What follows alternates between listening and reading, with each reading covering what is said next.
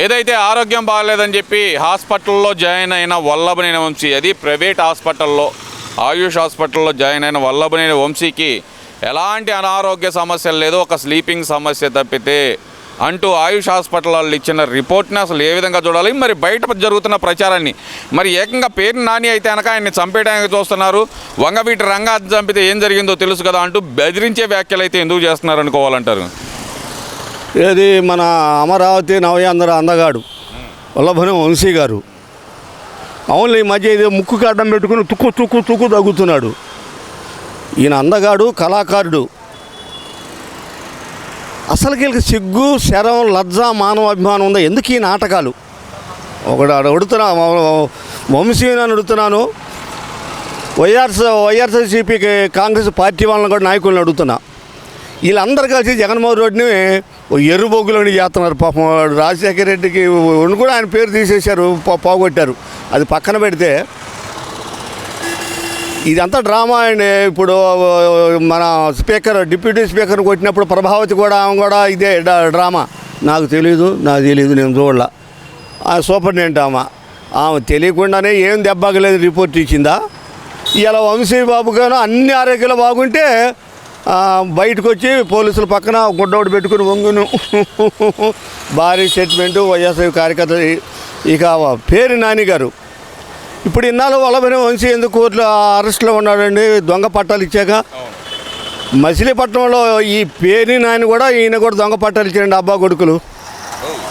ఈ పెద్ద కుంభకోణం. మరి దీని మీద ప్రభుత్వం కానీ కోర్టు కానీ ఎప్పుడు చర్యలు తీసుకుంటుందో వేచి చూడాలి. మరి పైపెచ్చు బియ్యం కేసు కూడా ఒకటి ఉంది వీళ్ళ భార్య మీద, ఈయన మీద. పేదవాడికి పెట్టే బియ్యం అక్రమ రవాణాలు గోడాలు దాచిపెట్టుకొని వాడు కాకినాడ దగ్గరగా ఎక్స్పోర్ట్లు పంపించుకుంటే పెద్ద మేధావులు. ఈయన కదిలితే మాట్లాడితే కాపుల కులాన్ని తీసుకొస్తాడు ఈయన ఒకడు.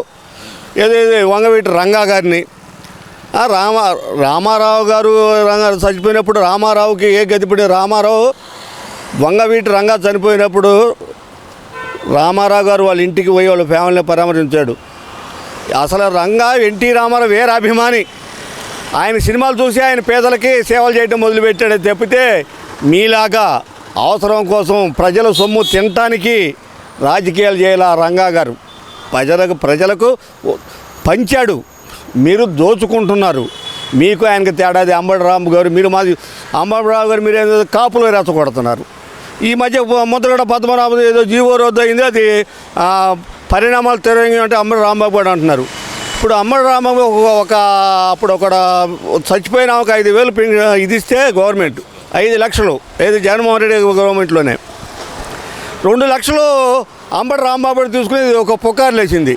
నిజంగా అంబటి రాంబాబు గారు ఈ 2 లక్షలు తీసుకొని ఉండడు, ఆయన పక్కలు ఒత్తిడి చేసి తీసుకొని ఉంటారు. మరి నింద అంబటి రాంబాబు పడింది కదా. అలాగే అంబటి రాంబాబు గారు కర్త ఒకరిది, కర్మ ఒకరిది. కర్త ఒకటి చేసాడు, కర్మను అనుభవిస్తున్నావు. నువ్వు మాటకు ముందు మీ కాపు సమాజ వర్గాన్ని రెచ్చగొట్టవాకు. కాపు సమాజంలో ఎంత పుణ్యాత్ములు ఉన్నారో ఆంధ్ర ఉమ్మడి రాష్ట్రానికి తెలుసు. అలాగే రెడ్డి సమాజం మహాత్ములు, ప్రజాసేవ చేసిన వాళ్ళు, పుణ్యపురుషులు ఉన్నారు వాళ్ళల్లో కూడా. వాళ్ళ జగన్మోహన్ రెడ్డి కూడా క్యాస్ట్ ఫీలింగ్ మాట్లాడితే కమ్మ అమరావతి అంటారు. ఇప్పటికీ కమ్మాల మీద పెడతారు. ఏం చేశారండి కమ్మాళ్ళు అమరావతిలో? మరి ఎందుకు గెలిచారు జగన్మోహన్ రెడ్డి గారు? ఆడ తాడికొండలో గెలిచాడుగా, మంగళగిరిలో గెలిచాడుగా.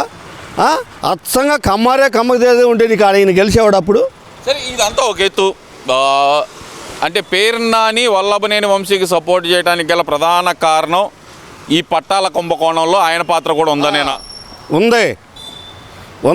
ఇప్పుడు పేరు నాన్నగారు దాన్ని నివృత్తి చేసుకోవాలి. దొంగ పట్టాలు ఇచ్చారని అబ్బో దిబ్బోలు పెడుతున్నారు. బయటికి చెప్పుకోలేక, డిపార్ట్మెంట్ చెప్పుకోలేక, కంగలాక మెగలాక ఇప్పుడే ఒక న్యూస్ బయటకు వచ్చింది. ఇప్పుడే ప్రస్తుతానికి వచ్చింది బయటికి. ఇప్పుడు చట్టం తన పని తను చేసుకొని ఎలా వెళ్ళిద్దా వేచి చూడాలి. పేరు నాన్నగారు ఏం సమాధానం చెబుతాడు ప్రజలకి. అసలు కుంభకోణాలన్నీ జగన్మోహన్ రెడ్డి ప్రభుత్వంలో జరిగినాయి. పాపం ఏం చేస్తాడు ఆయన? మంచి బేటిఎం బ్యాచ్ పెట్టుకున్నాడు. అందుకే విజయసాయిరెడ్డి పక్క దొప్పుకున్నాడు సున్నితంగా. లేకపోతే బలే ఇంకా అన్నిట్లో బలైపోయాడు. మరి ఎందుకు ఈ జనం మాట్లాడతాడు? ఇప్పుడు మాట్లాడితే ధర్నాలకి, సేవల దగ్గరికి వీటికి వెళ్తాడు. ఇప్పుడు విశాఖపట్నంలో డాక్టర్ సుధాకర్ ఏ సామాజిక వర్గం అండి? ఆయన ఎస్సీ వర్గమేగా.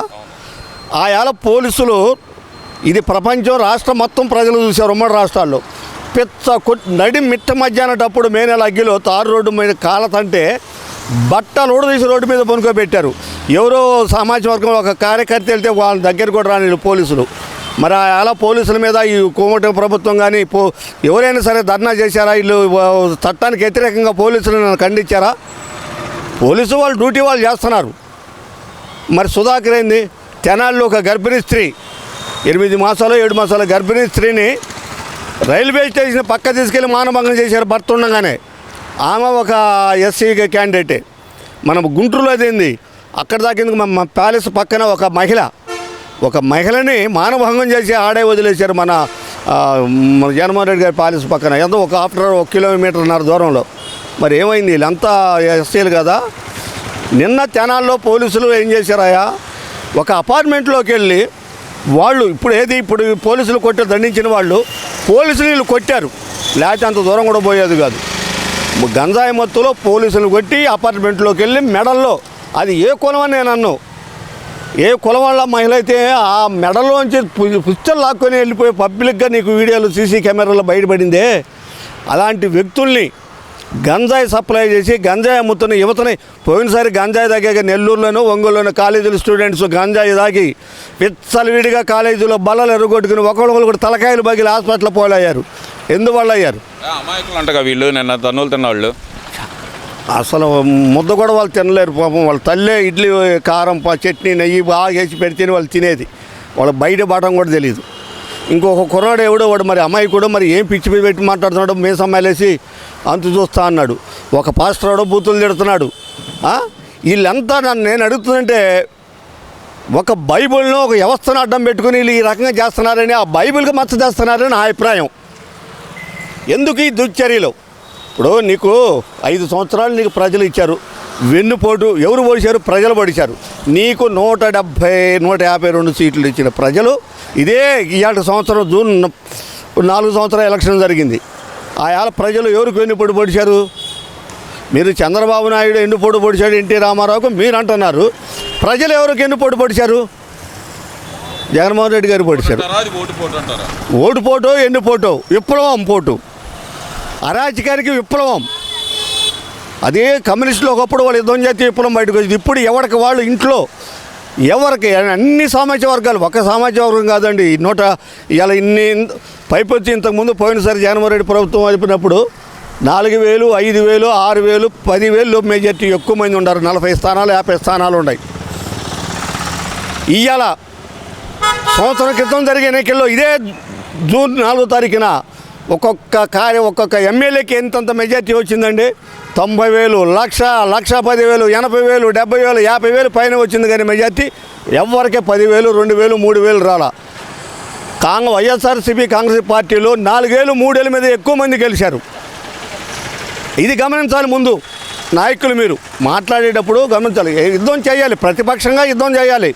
అధికార పార్టీని వాళ్ళు ఎక్కడ తప్పు చేస్తున్నా దాన్ని నిలదీయాలి. ఎలా నిలదీయాలి అనేది మీరే వేరే చూసుకోవాలి. ప్రతిదానికి ఇప్పుడు పోలీసు వ్యవస్థ అనేది లేకపోతే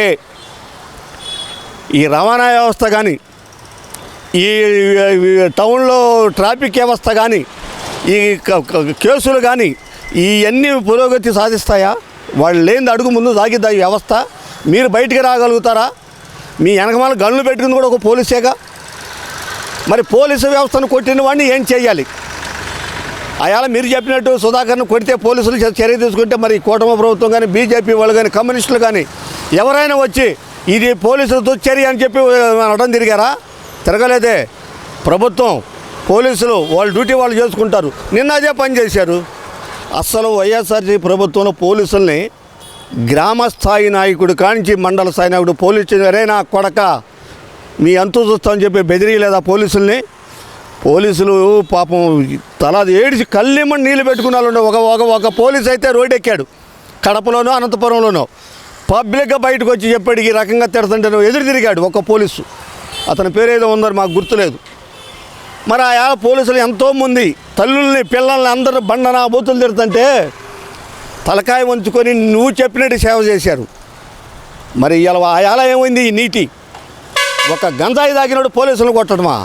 అంటే పోలీసు ప్రజల చేత తను తినడానికి ప్రజల సేవ చేయడానికి ఉంది. ఒక్కసారి ఆలోచించాలి ప్రజలు.